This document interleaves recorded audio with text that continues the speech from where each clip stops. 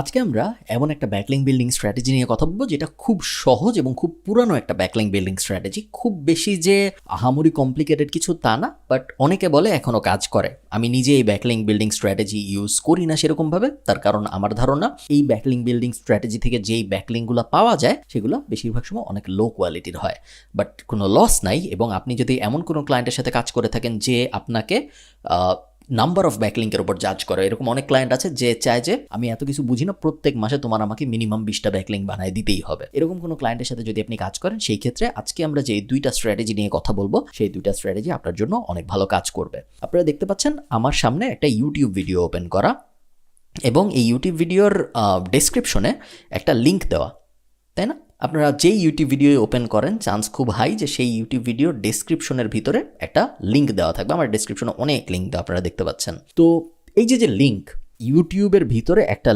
লিঙ্কটা যাচ্ছে আরেকটা ওয়েবসাইটে, সো এটা একটা ব্যাক লিঙ্ক এই ওয়েবসাইটের জন্য, তাই না? এই ওয়েবসাইটটা ইউটিউব থেকে একটা লিঙ্ক পাইলো, সো এটা একটা ব্যাকলিঙ্ক। এই ব্যাকলিঙ্কটা পেতে এই কোম্পানিটার কি করতে হয়েছে? ওদের একটা ভিডিও পাবলিশ করতে হয়েছে, কারণ ভিডিও যদি আপনি পাবলিশ না করেন সেই ক্ষেত্রে তো আপনি ডেসক্রিপশন বানাইতে পারবেন না। ভিডিও ছাড়া তো শুধু ইউটিউবে ডেসক্রিপশন বানানো সম্ভব না।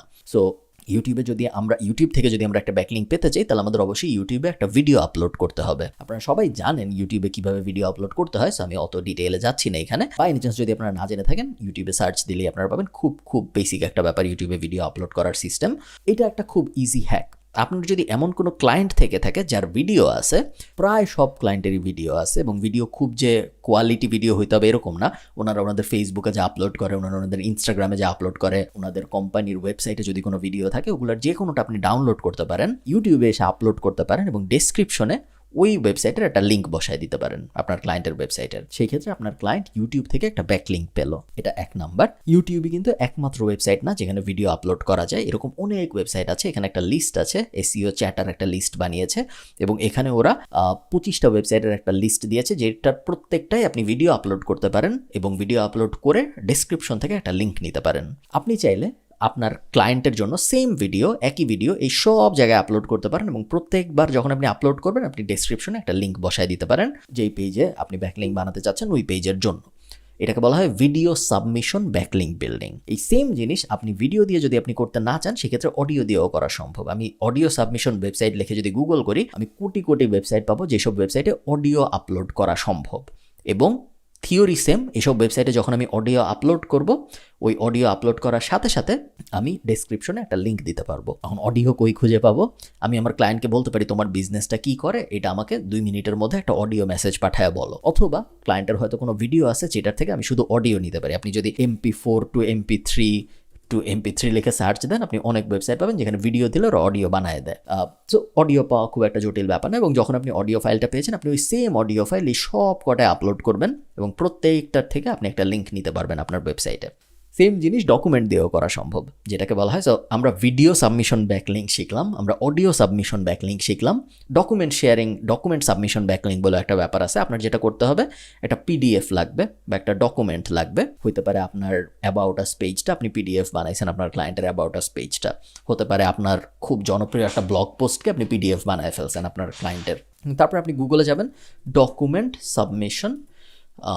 সাবমিশন ব্যাকলিঙ্ক লিখে সার্চ দিবেন, এবং তারপরে এই যে দেখুন 500টার বেশি PDF সাবমিশন সাইটের একটা লিস্ট। Exactly same principal.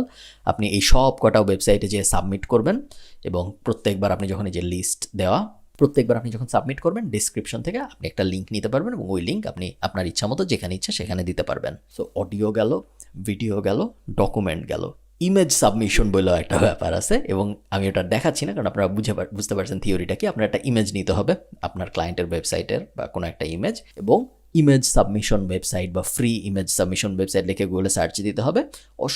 অসংখ্য ওয়েবসাইট আপনি পাবেন যেসব জায়গায় ইমেজ আপলোড করা যায়, এবং বেশিরভাগ জায়গায় ইমেজ আপলোড করার পরে আপনি ডেসক্রিপশন থেকে একটা ব্যাকলিঙ্ক নিতে পারবেন আপনার ওয়েবসাইটে। সো এই যে 4টা উপায় আমি বললাম, আরও বিভিন্ন আছে। জিফ সাবমিশন বা গিফ সাবমিশন ব্যাকলিঙ্ক বলে একটা ব্যাপার আছে, কোড সাবমিশন ব্যাকলিঙ্ক বলে একটা ব্যাপার আছে। আপনারা থিওরিটা বুঝতে পারছেন। সবচেয়ে জনপ্রিয় যেই 4টা, সেটা হলো video submission, audio submission, image submission, এবং ফাইল সাবমিশন, যেটা হলো ডকুমেন্ট সাবমিশন। এই 4টা স্ট্র্যাটেজি ব্যবহার করে আপনি খুব ইজিলি 3-4 দিন বা 1 সপ্তাহ সময়ে 500-600 ব্যাকলিঙ্ক বানায় ফেলতে পারেন। বাট এই 500-600 ব্যাকলিঙ্ক খুব কোয়ালিটি ব্যাকলিঙ্ক না, কারণ এই ওয়েবসাইটগুলো ইউটিউব বাদে বা ভিমিও বাদে বা ডেইলি মোশন বাদে আর যত ভিডিও সাবমিশনের ওয়েবসাইট আছে ওগুলো নাম ধাম কেউ জানে না, গুগল ওগুলোকে অত দাম দেয় না। সো ওগুলা থেকে ব্যাকলিঙ্ক বানালে দেখতে সুন্দর হয় যে আমার ব্যাকলিঙ্ক বাড়তেছে, ক্লায়েন্ট হয়তো হ্যাপি হবে অনেক সময় যদি ক্লায়েন্ট এসিও ভালো মতো না বুঝে, বাট খুব র্যাঙ্কিং যে ইম্প্রুভ হবে এরকম না। সেম উইথ অডিও, 4-5টা যদি আমি বাদ দিই, সাউন্ড ক্লাউড, স্পটিফাই, আরো 4-5টা আছে, ওগুলো যদি আমি বাদ দিই, বাকি যে 150-200 আছে বা 300 আছে, ওগুলাকে গুগলও খুব একটা দাম দেয় না, ওগুলাকে ইউজও করে না, জাস্ট থাকার জন্য আছে। সো ওগুলা ব্যাকলিঙ্ক বানালে ব্যাকলিঙ্কের নাম্বার বাড়বে, রেফারিং ডোমেইনের সংখ্যা বাড়বে, ক্লায়েন্ট হয়তো হ্যাপি হবে,